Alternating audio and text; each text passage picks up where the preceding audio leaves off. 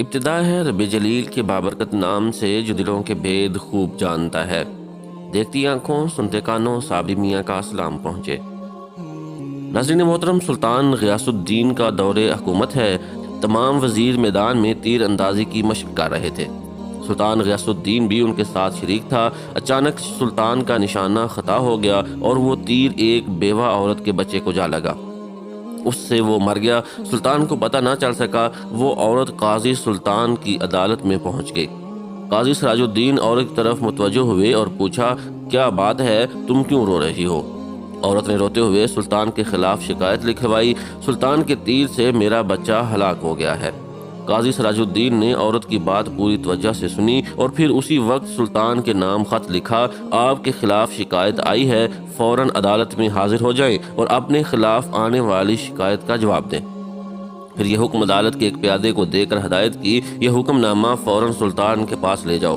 پیادے کو یہ حکم دے کر قاضی سراج الدین نے ایک کوڑا نکالا اور اپنی گدی کے نیچے چھپا دیا۔ پیادہ جب سلطان کے محل میں پہنچا تو اس نے دیکھا کہ سلطان کو درباریوں نے گھیر رکھا ہے اور قاضی کا حکم نامہ سلطان تک پہنچانا مشکل ہے۔ یہ دیکھ کر پیادے نے اونچی آواز میں اذان دینا شروع کر دی۔ بے وقت اذان سن کر سلطان نے حکم دیا، اذان دینے والے کو میرے سامنے پیش کرو۔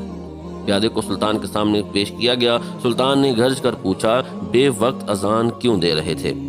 قاضی سراج الدین نے آپ کو عدالت میں طلب کیا ہے، آپ فوراً میرے ساتھ عدالت چلیں۔ پیادے نے قاضی صاحب کا حکم نامہ سلطان کو دیتے ہوئے کہا۔ سلطان فوراً اٹھا، ایک چھوٹی سی تلوار اپنی آستین میں چھپا لی، پھر پیادے کے ساتھ عدالت پہنچا۔ قاضی صاحب نے بیٹھے بیٹھے مقتول کی ماں اور سلطان کے بیان باری باری سنے، پھر فیصلہ سنایا۔ غلطی سے ہو جانے والے قتل کی وجہ سے سلطان پر کفارہ اور اس کی برادری پر خون کی دیت آئی تھی۔ ہاں، اگر مقتول کی ماں مال کی کچھ مقدار پر راضی ہو جائے تو اس مال کے بدلے سلطان کو چھوڑا جا سکتا ہے۔ سلطان نے لڑکے کی ماں کو بہت سے مال پر راضی کر لیا، پھر قاضی سے کہا، میں نے لڑکے کی ماں کو مال پر راضی کر لیا ہے۔ قاضی نے عورت سے پوچھا، کیا آپ راضی ہو گئی ہیں؟ عورت نے قاضی کو جواب دیا، جی ہاں، میں راضی ہو گئی ہوں۔ اب قاضی اپنی جگہ سے سلطان کی تعظیم کے لیے اٹھے اور انہیں اپنی جگہ پر بٹھایا۔ سلطان نے بغل سے تلوار نکال کر قاضی سراج الدین کو دکھاتے ہوئے کہا، اگر آپ میری ذرا سی بھی رعایت کرتے تو میں اس تلوار سے آپ کی گردن اڑا دیتا۔